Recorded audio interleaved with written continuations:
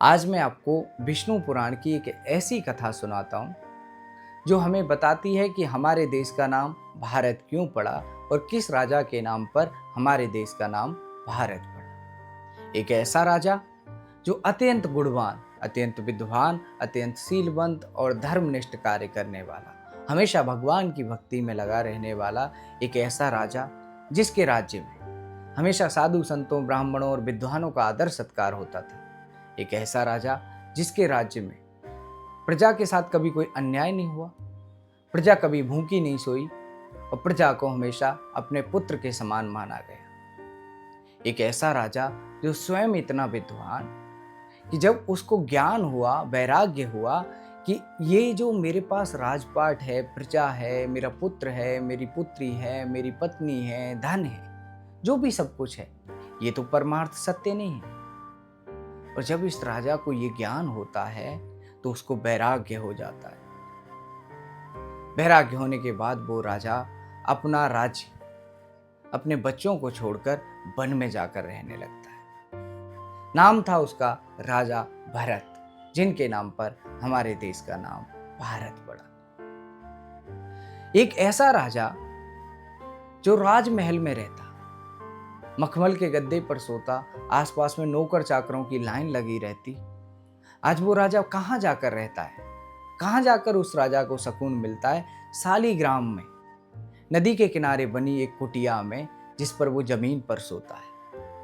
राजा प्रतिदिन नदी में स्नान करने जाता है और पूजा पाठ करता है। यही राजा की दिनचर्या हो गई। जो राजा हमेशा प्रजा के बीच घिरा रहता था, हमेशा प्रजा के कार्य में लगा रहता था, उसको वहाँ उस अत्यंत भव्य महल में शांति नहीं मिली, सुकून नहीं मिला। मिला तो कहाँ जाकर, एक छोटी सी झोंपड़ी में। ऐसे ही चलता रहा। एक दिन राजा के जीवन में एक ऐसी घटना हुई जिसने राजा की जीवन को उथल पुथल ही कर दिया। एक दिन भरत जी नदी में स्नान करने के लिए गए हुए थे, तो वहां उन्होंने देखा कि एक हिरनी जो जल पीने के लिए आई हुई थी, वह गर्भवती थी। जब वो जल पी रही थी तभी एक शेर ने दहाड़ मारी, और जैसे ही शेर ने दहाड़ मारी, हिरनी डर गई। और हिरनी डरी तो उसने डर से छलांग लगाने की कोशिश की। तभी उसका गर्भ निकलकर पानी में गिर गया और उस हिरनी की वहीं मौत हो गई। ये सब राजा भरत ने अपनी आंखों से देखा। जब राजा भरत ने ये सब अपनी आंखों से देखा तो उनके हृदय में दया जागी कि ये इसकी माँ तो मर गई बच्चे की, इसको मैं अपने आश्रम ले जाता हूँ, वरना इसको कोई शेर भेड़िया खा के खत्म कर देगा। राजा भरत उस हिरण के बच्चे को अपने आश्रम पर ले आए, उसका पालन पोषण करने लगे। अब राजा भरत को उससे इतना मोह हो गया कि वो कहीं भी जाता और थोड़ा सा भी लेट हो जाता तो राजा को हमेशा यही चिंता लगी रहती थी कि कहीं किसी शेर ने या किसी भेड़िए ने तो उसको नहीं खा लिया। और हमेशा राजा इसी में व्याकुल रहते। और जब वो उनके पास आ जाता तब राजा को बहुत सुकून मिलता। जब वो अपने सींगों से राजा की कमर को खुजलाता तब राजा को बड़ा सुकून मिलता।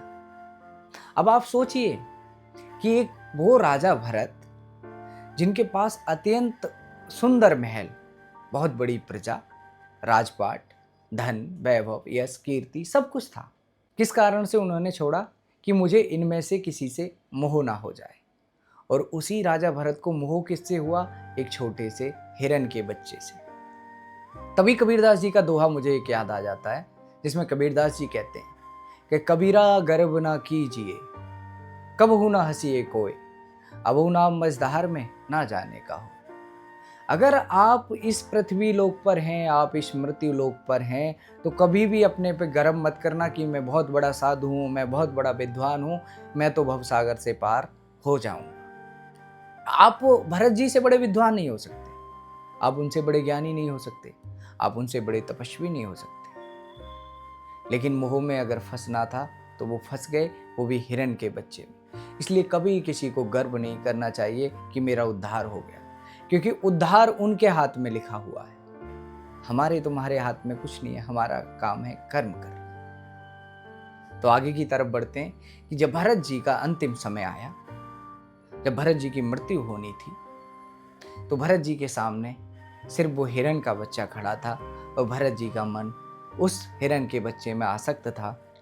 वो यही सोच रहे थे कि इस बच्चे का मेरे जाने के बाद पालन पोषण कैसे हो, इसको कोई ही शेर, चीता, भेड़िया मार तो नहीं देगा। और इसी को सोचते हुए भरत जी ने प्राण त्याग दिए। और इसी कारण से भरत जी का अगला जन्म हिरन की योनि में हुआ, जिन्होंने सब कुछ त्यागा, जिन्होंने सब कुछ छोड़ा कि मुझे मुक्ति चाहिए। कहाँ जाके फंसे हैं एक हिरन के बच्चे। लेकिन उनकी पूजा, तपस्या या शक्तियों के कारण, जो भी आप कहना चाहें, जो भी आप समझना चाहें, उसके कारण उनको हिरन की योनि में भी पुराने जन्म की याददाश्त बनी रही। भरत जी भी मन में यही सोचते थे कि मैं कहाँ फंस गया। उसके बाद भरत जी ने सोचा कि मुझे इस जन्म को जल्दी छोड़कर निकलना है, भवसागर से पार होना है। तो भरत जी ने सब कुछ खाना त्याग दिया और वहीं शालिग्राम के क्षेत्र में जाकर रहने लगे, जहाँ पर उनकी कुटिया थी। कुछ समय पश्चात उनकी उस हिरन योनि में भी मृत्यु हो गई। अगला जन्म मिलता है भरत जी को एक ब्राह्मण कुल में, बड़े ही उच्च ब्राह्मण के घर में, जो बहुत विद्वान, बहुत सीलवंत, वेदों का ज्ञाता, शास्त्रों का ज्ञाता, उसके घर में जन्म होता है। उसके घर में जन्म होने के बाद भी भरत जी ने ना तो कभी वेदों का अध्ययन किया, ना शास्त्रों का अध्ययन किया, और ना ही कभी अच्छे कपड़े पहने। कहा जाता है कि भरत जी महीनों महीनों स्नान नहीं किया करते थे, फटे पुराने वस्त्र पहना रहते थे। इससे घर वाले उनसे बहुत घृणा भी करते थे। घर वाले क्या, अधिकतर लोग उनसे दूरी बना के रखते थे। लेकिन भरत जी को अपने पुराने जन्म का वृतांत याद होने के कारण भरत जी जानबूझकर ऐसा करते थे ताकि लोग उनसे दूर रहें, ताकि मैं अगर ज़्यादा सुंदर बन के रहूँगा, ज़्यादा ज्ञानवान बन के रहूँगा, तो लोग मेरे पास आएंगे, मुझसे बातें पूछेंगे। हो सकता है कि मैं उन लोगों से फिर मोह में फंस जाऊं और फिर मेरा जन्म ये व्यर्थ हो जाए। इसलिए जानबूझकर भरत जी ऐसा वेश धारण करते थे, और इसी कारण से सब उनको पागल कहते थे। तभी से उनका नाम जड़ भरत। भरत जी के लिए ना तो उस जन्म में कोई अपना है, ना कोई पराया है। उनके लिए ये है कि ये मेरा शरीर है, इसको नष्ट होना है, ये एक दिन खत्म हो जाना है, ये एक दिन संसार में यहीं रह जाना है, जिस पंच तत्व से बना हुआ है। इसी कारण से भरत जी को कोई भी किसी भी कार्य के लिए बोलता था, भरत जी किसी के लिए मनाही नहीं करते थे। कोई भी किसी काम के लिए ले जाकर अपने खेतों में उनको कभी बैलों की जगह पर लगा दिया करता था। कोई कुछ करवाता है, कोई कुछ करवाता है। और भरत जी को खाने में क्या मिलता है? सिर्फ रोटियां। और अगर रोटी सूखी है, सब्जी के साथ है, फिर भी खा लेने से मतलब। भरत जी कभी कोई विरोध नहीं करते, कोई एहसास ये नहीं दिखाते कि मुझे ये खाना पसंद नहीं है। उनको सिर्फ खाना खाने से मतलब है और काम करने से मतलब। जब ये दुर्दशा उनके चचेरे भाइयों ने देखी कि हमारे समाज में, हमारे गांव में, शहर में बेइज्जती होती है कि इनका भाई ऐसे करता है, तो उन्होंने भरत जी को अपने ही खेतों की रखवाली पर लगा दिया और उन्हें वहीं खाना पहुंचाना शुरू कर दिया। उसी समय जब खेतों की रखवाली करते थे, तभी भरत जी के साथ में एक ऐसी घटना हुई जो बहुत ही आश्चर्यचकित थी। एक चोरों का सरदार था, उसके कोई पुत्र नहीं था, ना ही कोई पुत्री थी। उसने संतान प्राप्ति के लिए भद्रकाली से वचन दिया कि मैं तुम्हारे आगे किसी मनुष्य की बलि चढ़ाऊंगा, और बलि चढ़ाने के बाद मुझे आप कोई संतान प्राप्ति कर देना। और उसी कारण से उसने अपने सभी चोर साथियों के साथ मिलके एक व्यक्ति को बंदी बना लिया, और जिस दिन उस व्यक्ति की बलि चढ़ाई जाने थी, वो व्यक्ति वहां से भाग खड़ा हुआ। तो चोरों का जो सरदार था अपने चोरों को साथ लेके ढूंढते हुए फिरता है, लेकिन वो व्यक्ति कहीं नहीं मिला। तो वो वहां पहुंचा जहां पर भरत जी खेत की रखवाली कर रहे थे। अंधेरे के समय था, तो उसने जब लालटेन जलाई चोरों के सरदार ने, तो देखा कि बड़ा हष्टपुष्ट आदमी है। इसकी बलि से तो भद्रकाली और ज्यादा प्रसन्न होंगे, उसको छोड़ो, इसको उठा लेते हैं। उन चोरों के सरदार ने भद्रकाली के बलि के लिए भरत जी को उठा लिया। भरत जी ने कोई विरोध नहीं किया। भरत जी चुपचाप चले गए, मंदिर पहुंचे, वहां पर जाकर उनको अच्छे अच्छे वस्त्र पहनाए, खाना खिलवाया और नहलाया धुलाया और बलि के लिए तैयार किया गया। और जैसे ही बलि के लिए भरत जी को देवी के सामने खड़ा किया गया तो देवी के शरीर में आग लगने लगी, क्योंकि जड़ भरत जी कोई साधारण इंसान नहीं थे, स्वयं भगवान के भक्त थे। और किसी भी देवी में इतनी हिम्मत नहीं कि वो भगवान के भक्त की बलि ले ले, किसी भी ऐसे व्यक्ति की बलि ले ले जो भगवान की शरण में हो। तो भद्रकाली का शरीर अब जलने लगा है और जैसे ही चोरों के सरदार ने राजा भरत जी का, जड़ भरत जी का सर काटने के लिए तलवार उठाई, तुरंत स्वयं भद्रकाली उसी समय प्रकट हो गई और उसके हाथ से तलवार छीन के स्वयं उसी चोरों के सरदार का गला काट दिया और फिर अदृश्य हो गई। जड़ भरत जी ने कोई प्रतिक्रिया ही नहीं दी इस पर। उनको ऐसा था कि मेरे सामने कुछ हुआ ही नहीं, क्योंकि उनको संसार से कुछ ज्यादा लेना देना था ही नहीं। उनको सब ज्ञान था, उनको पता था कि मुझे क्या करना है। और जब भरत जी उस मंदिर से निकल कर आए, सुबह हो गई। सुबह के समय देखा कि जिस रास्ते से वो गुजर रहे थे उसी रास्ते से सोबीर राज, जो सोबीर क्षेत्र के राजा थे, वो निकल के जा रहे थे। तो उन्होंने अपने सैनिकों के साथ में देखा कि ये इतना हष्टपुष्ट व्यक्ति है, इसको तो हमारी शिविका में लगाना चाहिए। तो उन्होंने अपने सैनिकों को आदेश दिया कि इसको पकड़ के लाओ और शिविका में लगाओ। उन्होंने उसको शिविका में जोड़ दिया। अब मैं आज की जो जैन जी जनरेशन है उनको शिविका के बारे में बता दूं कि शिविका जो होती है वो पहले डोली हुआ करती थी, उसको शिविका कहते हैं, जिसको 4 लोग लेकर चलते थे। उसमें राजा बैठा हुआ था। तो भरत जी बहुत ज्ञानी थे। भरत जी जब भी पैर आगे की तरफ रखते तो बड़ा सोच समझ के, ताकि उनके पैरों के नीचे कोई चींटी ना दब जाए, कोई कीड़ा ना दब जाए जिससे उसकी मृत्यु हो जाए। बाकी तीनों बहुत तेज जा रहे हैं, भरत जी थोड़ा स्लो चल रहे हैं, देख देख के चल रहे थे। तो राजा की जो सेविका थी वो डगमगाने लगी, उसका बैलेंस खराब होने लगा। तो राजा को गुस्सा आया, कह रहे मूर्खो तुम क्या करते हो, मैं सेविका में इतना हिलडुल क्यों रहा हूं। तो तीनों एक स्वर में कहते हैं कि ये जो आपने नया मुस्तंडा जोड़ा है ये इतना मोटा ताजी है लेकिन फिर भी इतना स्लो चलता है, इससे बैलेंस खराब हो रहा है। तो राजा ने ऊपर से ही कहा, क्यों रे मूर्ख, तुझे पता नहीं कि मैं राजा हूं और तू मेरी सेविका को इस तरह से हिलाए डुलाए जा रहा है, चाहे तो मैं तुझे सजा दे सकता हूं। और तू इतना हष्टपुष्ट है, देखने में इतना मोटा है, शक्तिशाली है, और तुझने अपने कंधे पर अभी थोड़ी देर सेविका को उठाया है और तू थक गया। तो भरत जी कहते हैं, राजा तू कौन सी सेविका की बात कर रहा है, मैंने कौन सा अपने कंधे पर सेविका उठा रखी है।